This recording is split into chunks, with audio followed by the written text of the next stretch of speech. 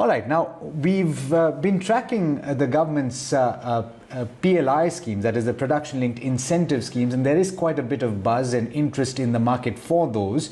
And we're in fact going to be speaking to Dixon Technologies, Atul Lall, who is the managing director of the company, because the company has signed an MOU to get into a joint venture with Bharti Enterprises with the intention of participating in a PLI scheme of the government. Thanks so much for joining us on the phone line, Mr. Lall. Good morning to you. Can you take us through what the intended outcome of this joint venture is going to be? What is the ambit that has been discussed with Bharti? So we are entering into a joint venture with Bharti Airtel. So for Dixon, it's a very major step forward. And we'll be pursuing in this joint venture our application for PLI for the telecom sector. This covers IoT products, modems, routers, various other telecom products, which we propose to manufacture in this joint venture. So for us, it's a major step forward. It's an extension of our electronics manufacturing. This is a core business. And this takes us into the domain of telecom products, which is a new domain for us, related to our core. And undoubtedly, Bharti is an iconic organization. It's in the forefront of telecom sector. And we really value and look forward to make this partnership a big success.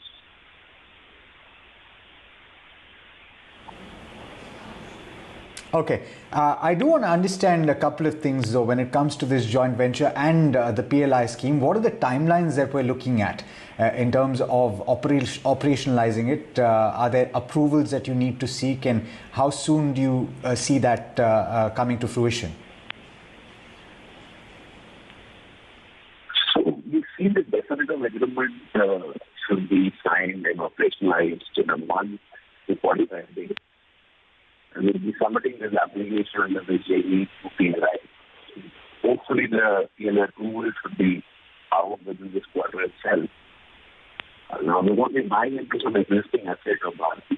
And then the operationalization of this JV, we feel should happen within 3 to 4 months' time. So we're going to be fairly fast.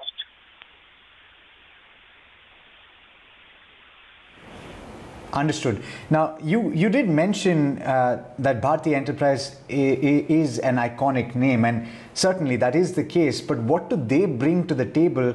You have majority ownership, or you will have majority ownership in this joint venture. What does Bharti Enterprises bring to the table?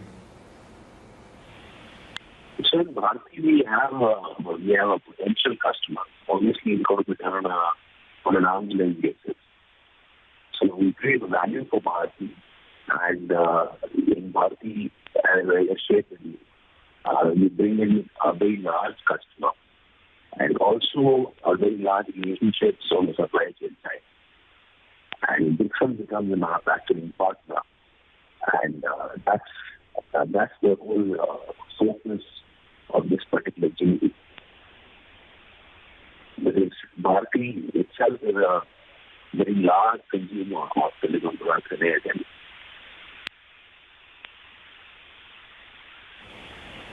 Understood. Mr. Lall, you also have several other customers in the space that you're operating in, and as I understand it, the products that you've mentioned, you have quite a few other players that you cater to as well.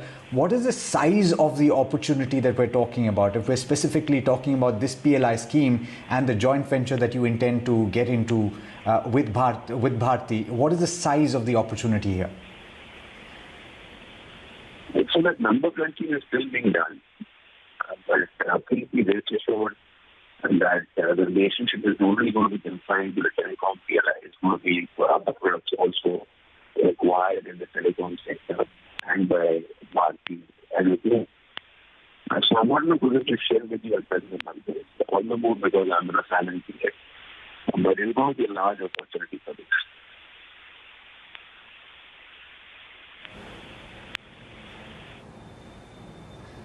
Understood.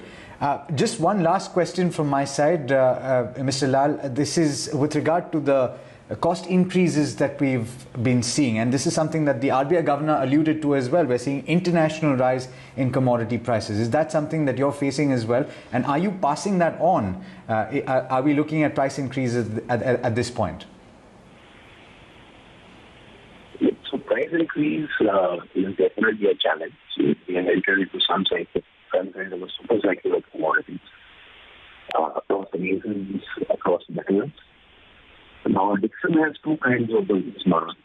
One is the OEM business model, which is on a prescriptive basis. Which is a very large portion of our revenue. So in this particular revenue stream, we have been able to pass on completely because that's the way the contracts are structured. And the other revenue stream is the ODM, which is Dixon's ODM design solutions. Now, in that, in the other verticals, we have been able to pass on almost completely. In other verticals, there is a lag of a quarter or so, but in the current quarter, we are fairly confident that we'll be able to pass it on. All right, Mr. Lall, on that note, thank you so much for taking the time and for speaking to us. Wish you all the best for the opportunity that you intend to make use of.